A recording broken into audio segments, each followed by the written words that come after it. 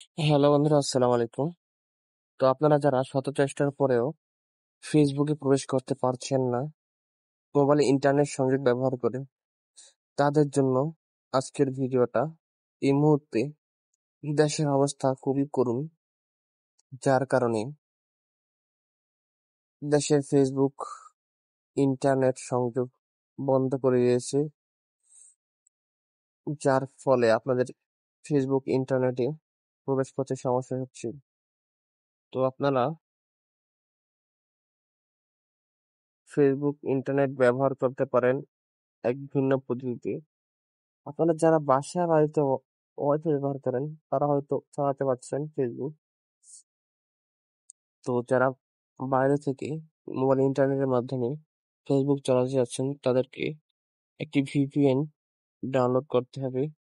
তো Google play store থেকে যে কোনো একটি ভিপিএন ডাউনলোড করে ভিপিএন কানেক্ট করে নেবেন।